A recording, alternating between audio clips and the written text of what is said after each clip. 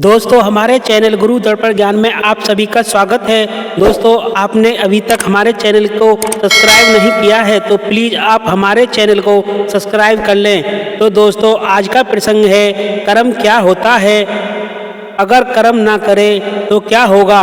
तो दोस्तों एक बार भगवान शिव और माता पार्वती धरती पर घूमने के लिए निकले तो माता पार्वती क्या देखती हैं कि धरती पर मनुष्य कोई खुशी मना रहा है तो कोई दुख, और कोई बैठा है तो कोई मेहनत कर रहा है।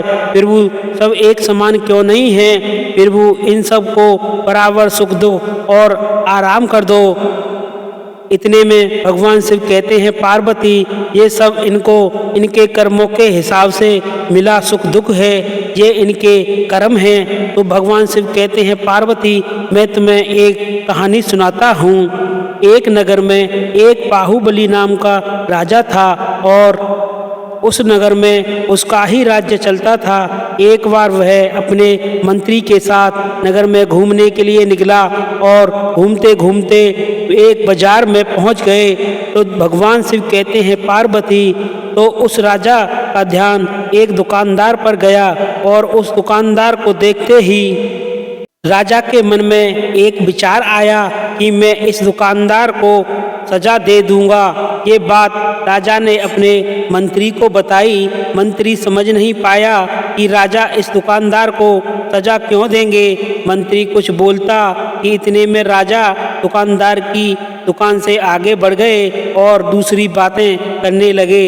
मंत्री बहुत सोचने लगा कि आखिर दुकानदार की गलती क्या है, महाराज ऐसा फैसला कैसे ले सकते हैं। और राजा और मंत्री नगर में घूमने के बाद महल वापस पहुंच गए।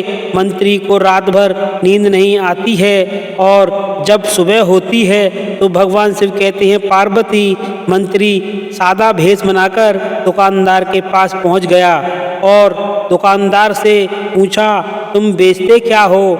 तो वह बोला मैं चंदन की लकड़ियां बेचता हूँ। दुकानदार किसी से बोलता नहीं था और वह हमेशा दुखी रहता था। तो भगवान शिव कहते हैं पार्वती वह दुखी इसलिए रहता था क्योंकि दुकान पर जो लोग आते थे और चंदन की लकड़ियां सूंघते थे और बोलते थे बहुत ही सुंदर और अच्छी महक है, लेकिन कोई उन चंदन की लकड़ियों को नहीं खरीदता था, वापस वहीं रख दिया करते थे। और चंदन की लकड़ियों को जब कोई नहीं खरीदता था तो भगवान शिव कहते हैं पार्वती वह दुकानदार इसलिए दुखी रहता था।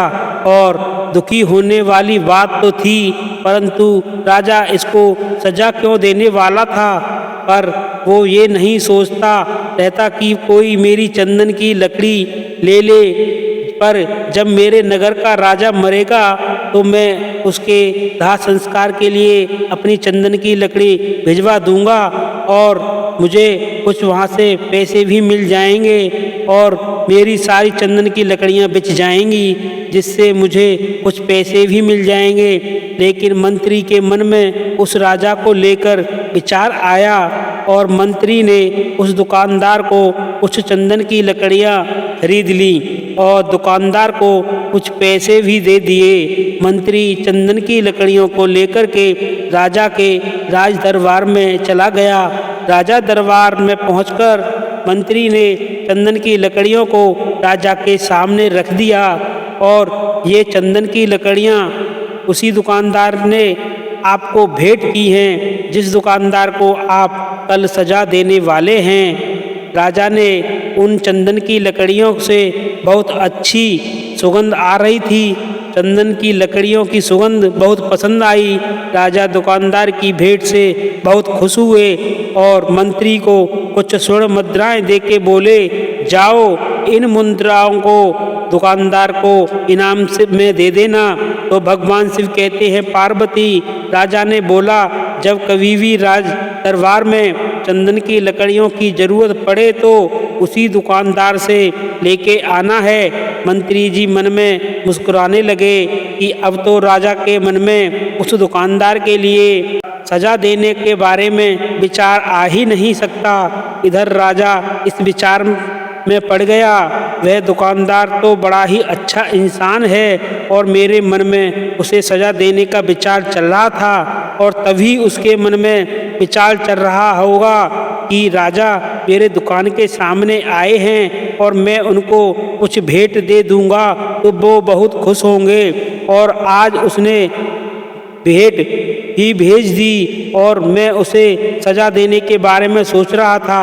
इधर मंत्री दुकानदार के पास पहुंच गया और मंत्री ने राजा के द्वारा दी गई स्वर्ण मुद्राएं दुकानदार को देते हुए कहा, जिन चंदन की लकड़ियों को कल मैं खरीद कर ले गया था, उन चंदन की लकड़ियों को राजा ने बहुत पसंद किया और तुम्हें इनाम के तौर पर तुम्हारे लिए स्वर्ण मुद्राएं भिजवाई हैं। ये सुनकर के दुकानदार बहुत खुश हुआ। साथ ही साथ मंत्री ने उस दुकानदार को ये भी बताया कि आज के बाद राज दरबार में जब कभी भी चंदन की लकड़ियों की ज़रूरत पड़ेगी, चंदन की लकड़ियाँ तुम्हारी दुकान से ही ली जाएंगी। और दुकानदार मंत्री की बात सुनकर बहुत खुश हुआ।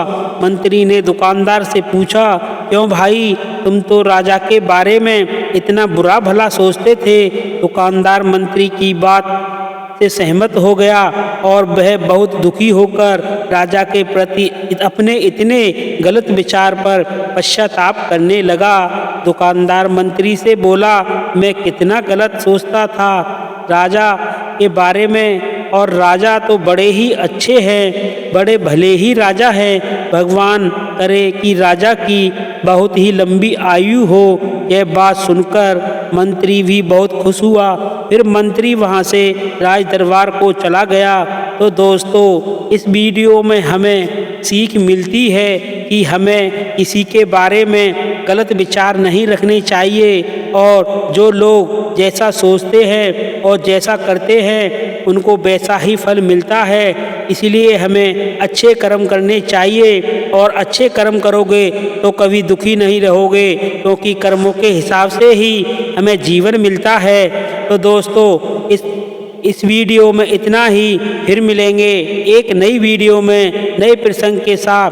तब तक के लिए जय श्री राधे, जय श्री कृष्णा।